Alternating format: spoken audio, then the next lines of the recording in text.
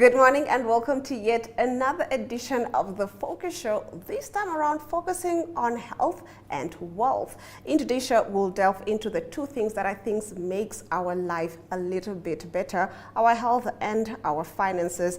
In the show, we are going to be talking to our guest, Roland Stroovig from Prosperity, along with the editor of The Focus Health and Wealth edition. And we'll also be we'll be getting into the importance of why you need to focus on your health and your wellness and prioritize these things. I'm your host, Glenora Shipura.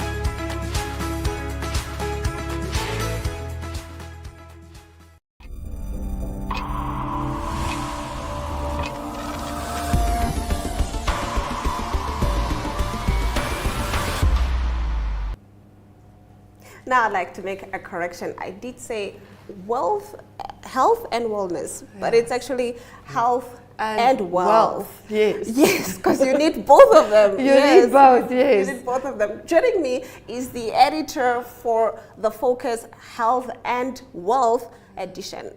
I'm so excited to have you here. Good morning. This is not the first time you've been here. Not the first time, yeah. Yeah, so it's been a long morning, as you can see. I need to take care of my health. Of your health. Yeah, Glenora, I think the previous time we spoke, and what subject that was more familiar with is health. But now you focus more on the wealth aspect. Just a simple example, if you're not healthy, if you are on chronic medication or you've got high blood pressure, diabetes, it all has an impact on your ability to work. Your ability to do so many things. Because I think I was telling you earlier on, I'm feeling so drowsy because I had to take sinus medication and they make me sleepy. And I'm just like, I need to prioritize this into my life. I need to figure out ways to manage this before it starts managing me. So it's actually like a circle. You can't have the one without the other. As I was trying to explain, if you're not productive, or because if you're sick, you're booked off, you've got sick leave, whatever, you don't have a productive workforce, so it's there's consequences of that. So being healthy, everybody scores. Now, on that note, what does wealth and health mean to you? To me personally, I'm a bit older than you, Glenora. So I'm now at that age that glasses, in Afrikaans I call it brille en pille stage. So it became very clear to me personally that you need to have things in place, because we will discuss it a bit later. As you grow older, you really start to I don't know, take it more serious. What do they say? Youth is wasted on the young. Yeah. That you need to look after your health to be a productive citizen. Not only if you are working, but just to be productive. Not lying on your bed the whole weekend, which is my go-to thing, but just to be active. And I think it has also long-term benefits. Exactly. You know, like if you take care of your health at a young age, you don't have to suffer when you're 50 with all these diseases and ailments that could have been avoided. And I think as you get older, that's like, oh no, I need to take care of myself. But we need to actually start building these habits from a very young age. That's a thing that I also touch on in the supplement. Is young people tend to not have a medical aid, for instance, because it's say $1,000 from the salary, and I mean there's stuff that you can do with your $1,000, but as you grow older, the needs change. So you get married, you have a baby. So the most important thing is just to have that option, either the medical aid, either insurance, either a hospital plan, just to cover you. And it's true, when you start early, exercising, and I think a lot of people feel, I now need to go join a gym. You don't need to, just have a walk with your dog. Yeah, I think, regular It's easy. walks. There's a lot of things that you could implement into your life. Yeah. Now getting back to the Daily habits, to this yeah. edition of the Focus magazine, the health and wealth. Can you tell us a little bit about that? I learned a lot personally, because Yeah. I must admit I'm not a financial person at all. So it was all a bit Greek to me, but it is actually so interesting. And I didn't know you had all these options available. Again, as I'm not close to retirement, but it is looming. What options do I have for myself? What options do I have for my daughter who's going to study? All of that. So my main focus of the supplement was to give you a guide. So a lot of times when I compile a focus, I think of myself as a reader. So what is it that I would want to know? So in layman's terms, what are your options? What can you do? What will fit you best? And yes, I learned quite a lot, yes. But also these are conversations that we don't have. We don't. No. What is because your you retirement assume. plan financially? You know what I Yes, mean? yeah, What are the yeah, options available for that? But not only just retirement, but just in Because the life everyday can to life. change, What's your literally. saving plan? How does that look? Do Yeah. you save 10%? Do you? We never have this conversation. No, we don't. And the thing is, with life, it can change literally in seconds. In a sec, yeah. And what do you do then? What if you are diagnosed with cancer, for instance? Do you have the backup? Do you have, when you are, I'm going again to retirement, because that's a lot of time, people can't afford medical aid then. So if I know I can't afford it, what do I have in place to make sure I've got, I don't know, a hospital plan if I break a hip or whatever. Yeah, so I don't think, a lot of times people don't want to think about the future, but you actually do need to. Yes, my dad passed away in 2021, and then after he passed, we were like, actually, we don't actually have any plans for my mom. So you know, we're like, we don't have a hospital plan You for were her. forced to, We were yeah. forced to, like, Yeah. and going to sit in these rooms and like, oh, this is a hospital plan for a person her age, and this is the Exactly. options available. Yeah. And I was just like, wow, I wish somebody could have schooled me into this or told me. It's like these are a things world you need to look opens at. for Yes, you. Yes, yeah. exactly. In this edition, and I know you did a lovely job, as you always do. Thank you. There are some key tips and nooks that people could do. What would you tell? My first tip would be always read the fine print.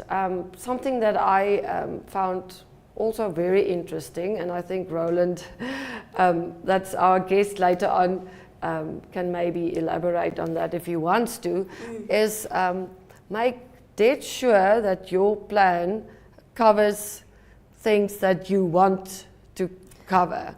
Because sometimes it happened with us also, that you think you will be covered when you have, say for instance, a C-section, or will I be covered if I'm medically boarded? Will I be covered if I get diagnosed with cancer? Does it include all the treatment? So that's the biggest lesson that I've learned, is just make sure and read the fine print, and please ask questions. Say, this is my needs, what can you offer me for my needs? And then, of course, the biggest thing, your health is literally your biggest wealth, because if you're not healthy, then what do you do?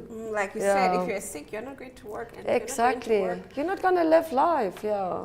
any key takeaways that viewers can take from this edition? My key takeaway would be start small to change your lifestyle. As I said, take the dog for a walk. Just not 2 sugars in the. Make small changes, and make that small change, that one, maybe for a month, make it habit, and it will come naturally in the end, because you've got the power to do it. Yeah, a friend of mine who's a personal trainer said, I know you're running out of time, but to add to what you're saying, he said that apparently if you like eating junk food, whatever, he's like, don't change your lifestyle, but just one day in a month, eat healthy for that one day. And then next month, you do 2 days, where you eat healthy, and then you still eat your junk, whatever. And then the next month, you do 4 days, whatever. You keep on adding till the good is outweighing the bad. But you don't do it instantly. No, you because small. it will never last. No. Don't tell me no chocolates. I will eat no chocolates today. You and I both. After the break, we'll be talking to Roland from Prosperity.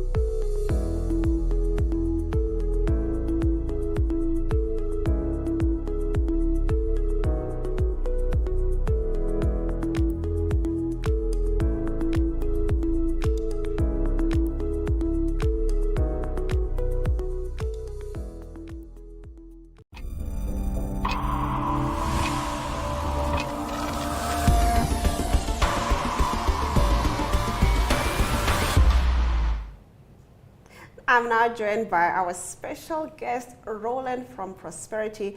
Now, Roland is not a stranger to the show, right? This is actually the second time this year that I'm here. Yes, quite excited to have you here Thank you for having me again. Yeah, now getting right into it, can you explain the importance of regular wellness tests and how they contribute to the overall health? Yes, of course.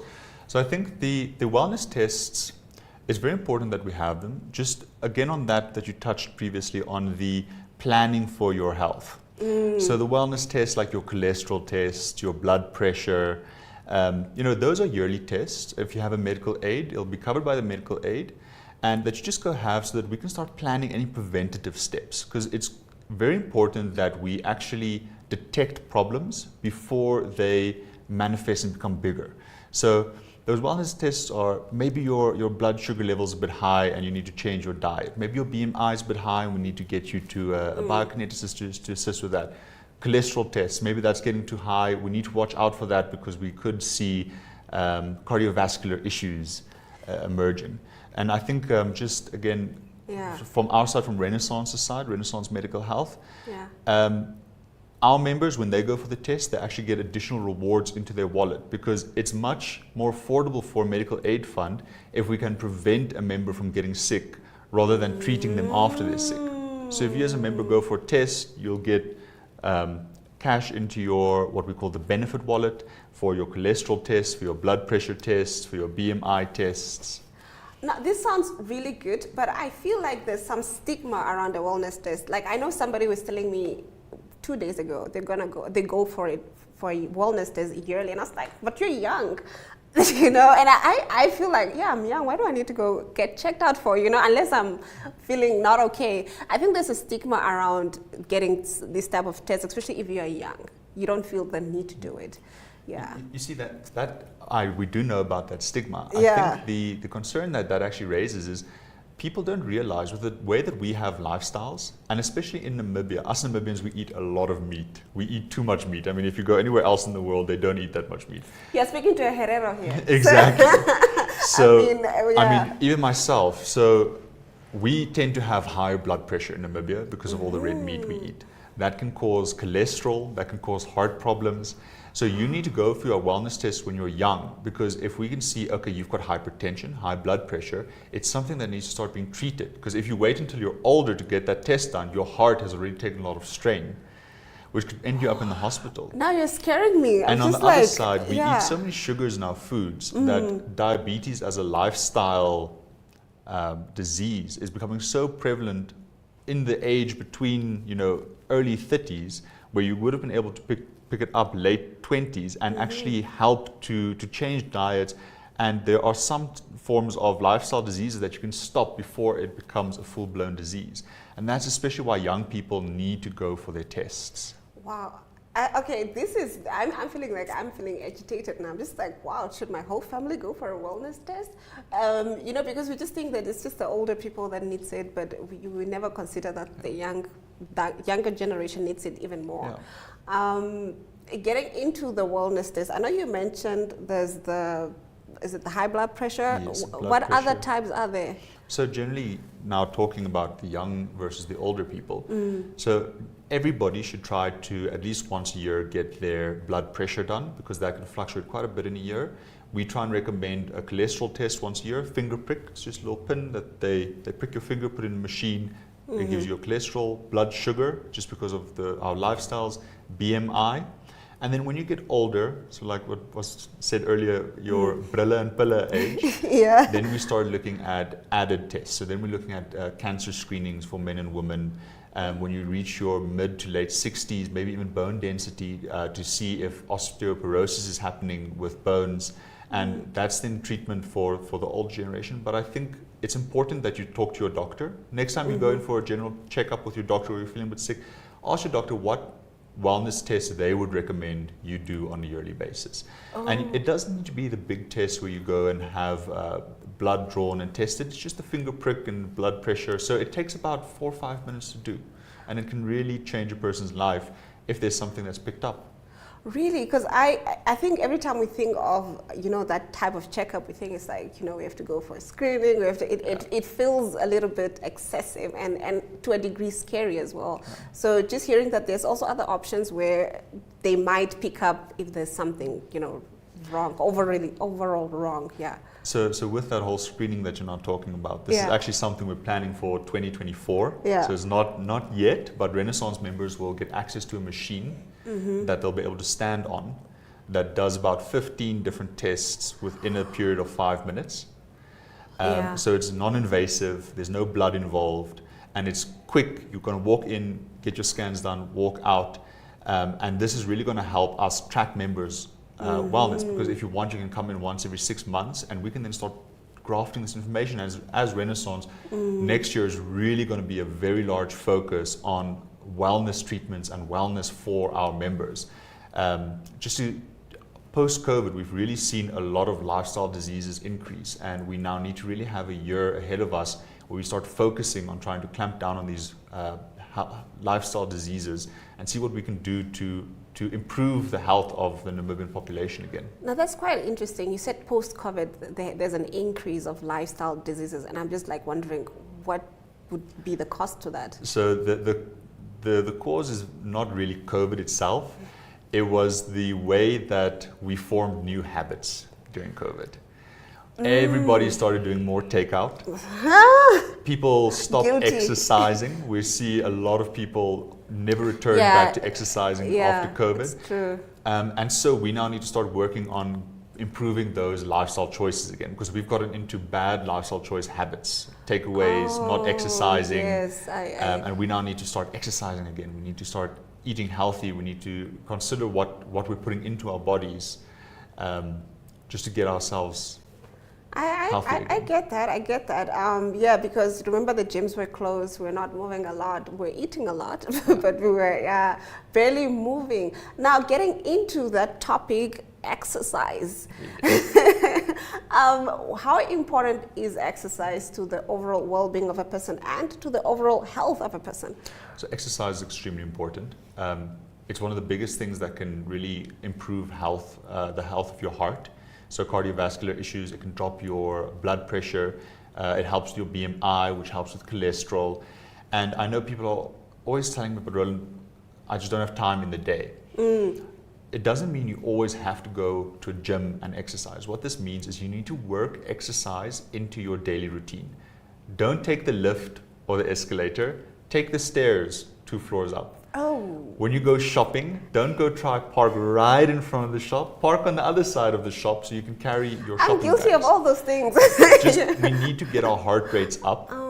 And we need to get walking. Walking is one of the best exercises. So also if you're in an office, we these days just have this tendency of, I need to talk to somebody, pick up the phone, call them, and they're just While you sitting can down just the walk, hall. yeah. Get up, go talk to them, stand while you're talking to them, walk back. So start trying to get these lifestyle changes into your day-to-day routine.